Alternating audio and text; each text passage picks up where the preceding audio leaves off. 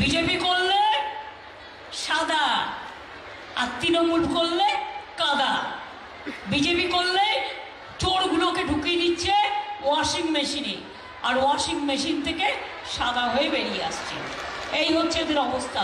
ও শুধু ভোটার লিস্টের নামটা রাখতে বলুন, যাতে এনআরসির নাম করে তাদের বাদ দিয়ে না দেয়। এনআরসি নিয়ে লড়াই করেছে কে? এনআরসি হবে না লড়াই করেছে কারা? রাজবংশী বন্ধুরা, আপনারা তো ইতিমধ্যেই নাগরিক। নতুন করে কে একা করে চিৎকার করছে এটা ফ্যা ফ্যা ভোটের রাজনীতি করবার জন্য। আপনারা সবাই নাগরিক, আপনাদের সবাইকে নাগরিক হিসাবে আমরা স্বীকৃতি দিয়েছি। সমস্ত উদ্বাস্তু কলোনিকে স্থায়ী ঠিকানা দিয়ে দিয়েছি। সে রেশন পায়, সে স্কুলে যায়, সে স্কলারশিপ পায়, সে কিষাণ বন্ধু পায়, সে শিক্ষাশ্রী পায়, সে ঐক্যশ্রী পায়, সে লক্ষ্মীর ভাণ্ডার পায়। তো নাগরিক না হলে থোড়াই পেত?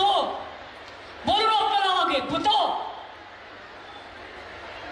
নাগরিক না হলে তারা ভোট দিতে পারত? মনে আছে শীতলকুচির ঘটনা? ভুলে যাননি তো?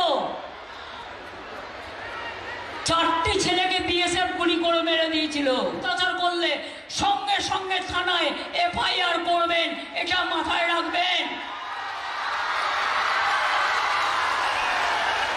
ওরা ভয় দেখিয়ে ভোট করতে চায়, বলবেন ভয় দেখাবে না, এজেন্সি দিয়ে ভোট করতে চায়।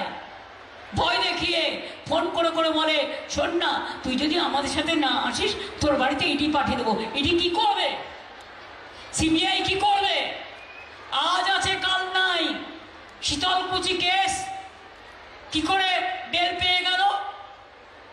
কি করে বেল পেয়ে গেল? আমার আপত্তি আছে। খুনি যদি বেল পেয়ে যায়, মানুষ বিচার পাবে কোথার থেকে? সুপ্রিম কোর্ট ভার্ডিক্ট দিয়েছে, আমি এ নিয়ে কোনো মন্তব্য করব না, জাজমেন্ট নিয়ে বলা যায়। কি করে বেল পায়? তাহলে যে কোনো কেউ খুন করবে আর বেল পেয়ে যাবে। বিজেপি করলে সাদা আর তৃণমূল করলে কাদা। বিজেপি করলে চোরগুলোকে ঢুকিয়ে দিচ্ছে ওয়াশিং মেশিনে, আর ওয়াশিং মেশিন থেকে সাদা হয়ে বেরিয়ে আসছে। এই হচ্ছে এদের অবস্থা।